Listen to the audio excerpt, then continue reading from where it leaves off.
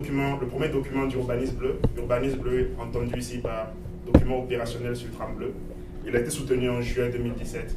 Alors, c'est un document de 219 pages qui est accompagné par 52 planches explicatives et 11 planches thématiques. Donc, je vais essayer, dans le cadre du colloque, de me concentrer juste sur le cadre de recherche, le diagnostic du travail, et je vais passer de façon sommaire sur les propositions de développement local et les propositions d'aménagement.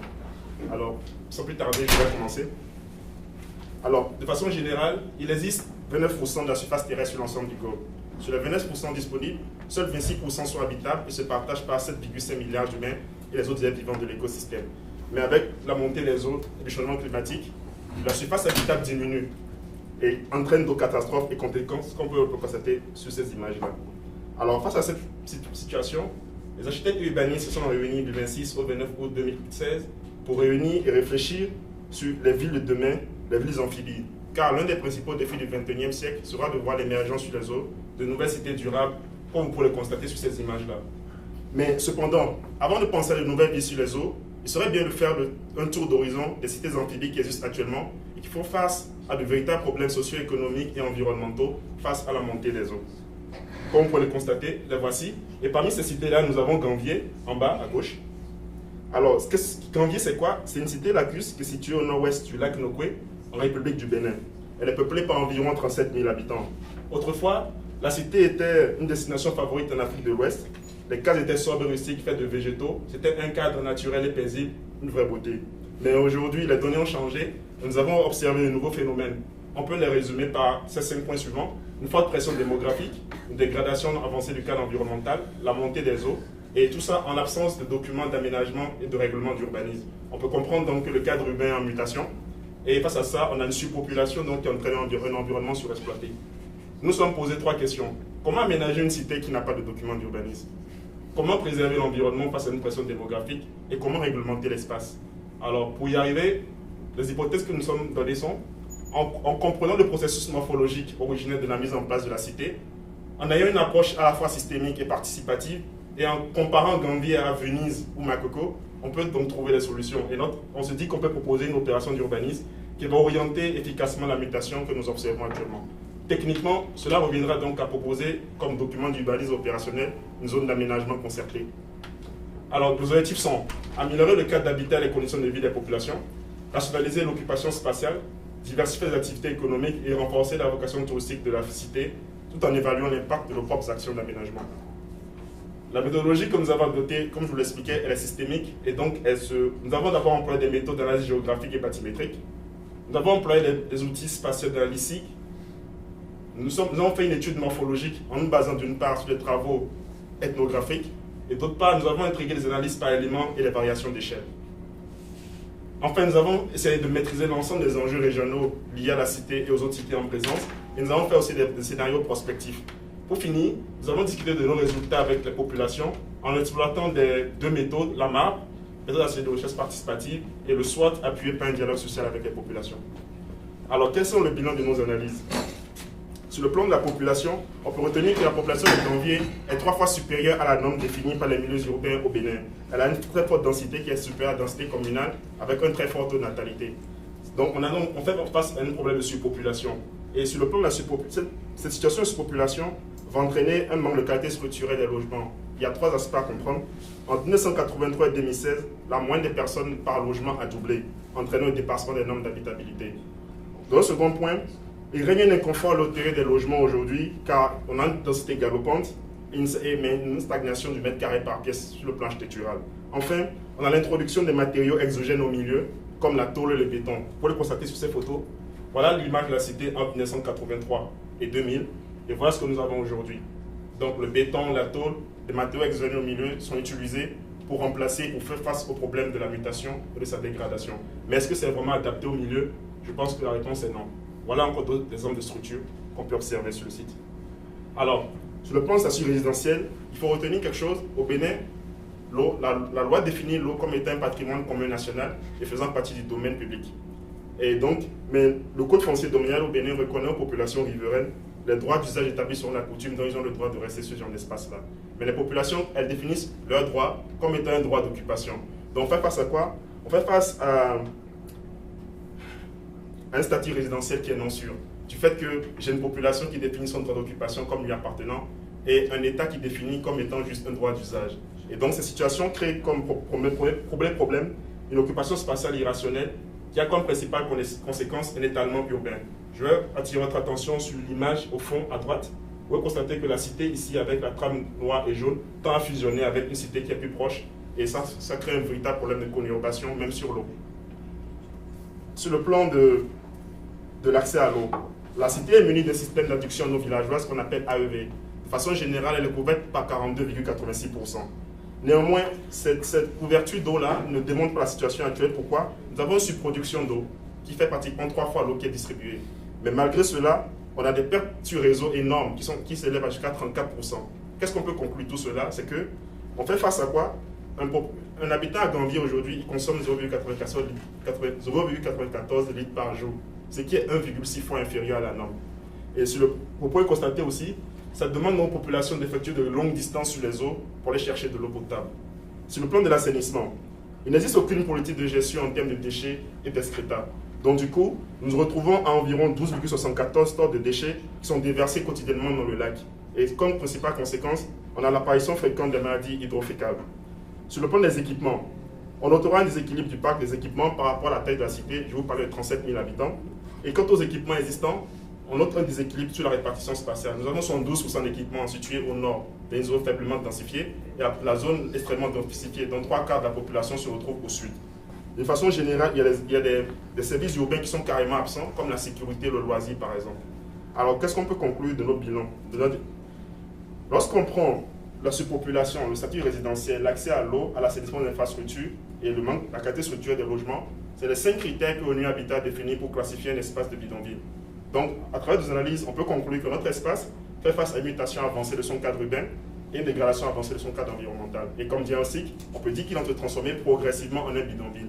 Il n'est pas encore un bidonville et c'est pour ça que nous allons proposer notre aménagement pour essayer d'orienter qualitativement cette situation.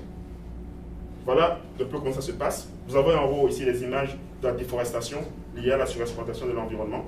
En bas à droite, vous avez des bâtiments mutés des familles riches et à gauche, des familles pauvres. Est-ce qu'un habitat lacustre peut devenir un bidonville? La réponse est oui, à travers notre étude de cas que nous avons fait sur Makoko, qui est un habitat lacustre situé à environ 100 km de Gambier, mais qui est situé au Nigeria. Et là-bas, les 5 indicateurs que nous venons de vous exposer sont en avance sur leur temps. Et donc Makoko est vraiment un bidonville. Et donc Gambier peut devenir un bidonville un jour. Nous estimons 2036 si rien n'est fait.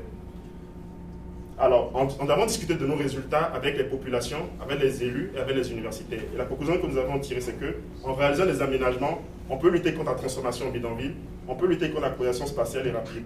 En faisant un développement local, on peut conserver l'attrait actuel de la cité qui est touristique, tout en proposant de nouvelles activités pour la diversifier. Et enfin, tout cela dont justifie le choix de notre ZAC, qui est la meilleure opération pour orienter la mutation actuelle à Gambier. L'étude de cas que nous avons fait Venise nous a montré une chose.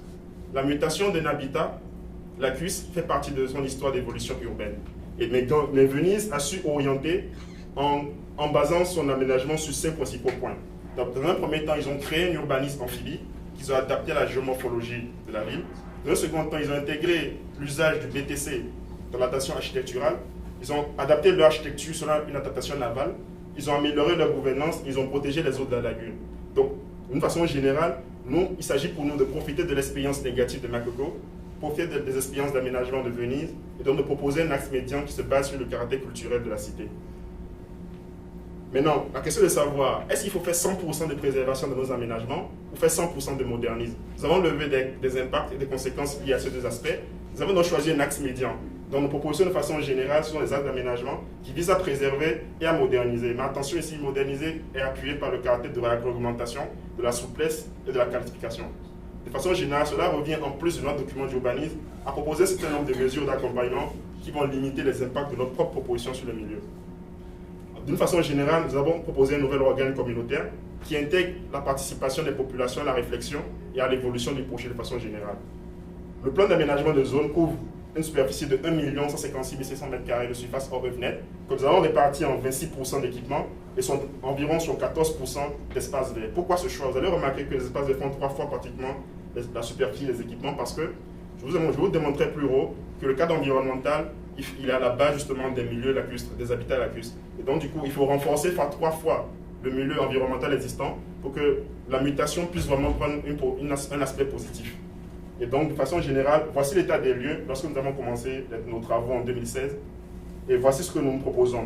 De façon générale, le parti d'aménagement va consister à limiter l'urbanisation pour contrôler les colonisations spatiales, à structurer l'espace interne pour mieux gérer les espaces récemment colonisés, réaliser des réserves pour de futures occupations résidentielles, lutter contre les inondations en créant des aires de mangrove, équilibrer le pas des équipements et améliorer la couverture des services urbains. Ce parti d'aménagement-là, il est soutenu par des plans prospectifs à court terme, à moyen terme et à long terme. Et ensuite, il faut remarquer ici qu'il se base sur la progressivité du taux d'accroissement démographique à ces 3 horizons donnés. Le parti d'aménagement aussi se fonde sur un programme de voies navigables et d'équipements socio-économiques à l'horizon 2036.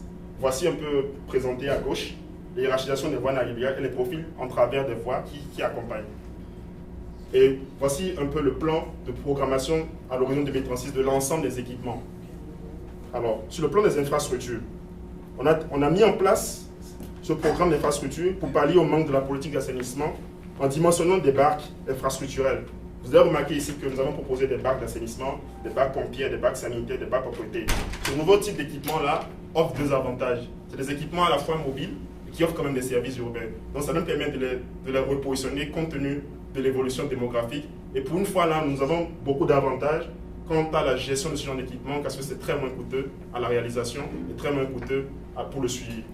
Enfin, nous avons aussi intégré des systèmes d'épuration d'excréta que nous avons vu dans le milieu, dans l'ensemble du projet, et nous espérons les dimensionner, les améliorer pour les rendre plus accessibles aux populations. Alors, les promotions de développement local. De façon générale, nous avons cherché à mettre en valeur le tourisme urbain, l'écotourisme du transport fluvial, le commerce fluvial et la mise en valeur de la jacente d'eau.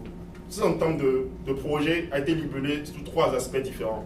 Le premier projet pilote, c'est la valorisation de la jacente d'eau. Notre objectif ici, c'est de réduire le chômage et de lutter contre l'extrême pauvreté. Actuellement, la jacente d'eau, c'est une plante invasive qui, dans le milieu où elle est, crée plus de nuisances que de bienfaisances. Mais au Mexique, ils ont pu trouver des avantages à transformer cette plante. Comme on peut le constater sur la figure en bas, chaque partie de la plante transformée rapporte des gains économiques. Et donc nous avons dimensionné cela dans cette image-ci.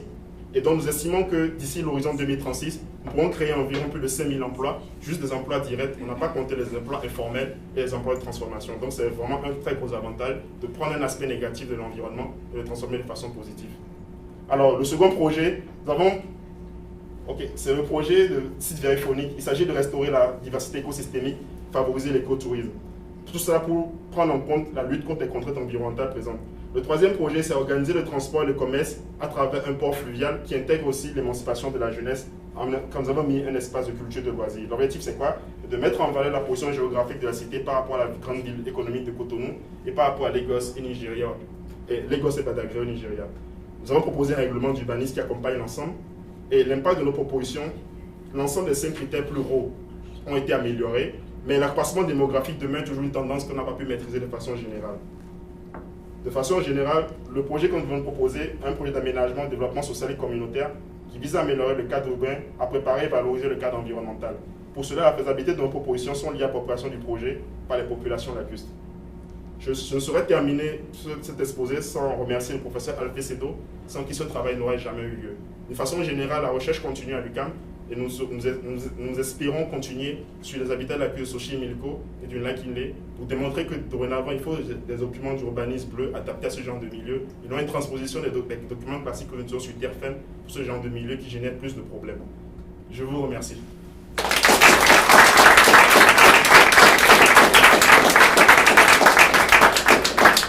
Merci à vous trois pour les présentations.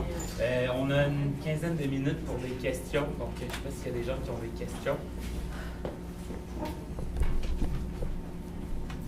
Concernant le swap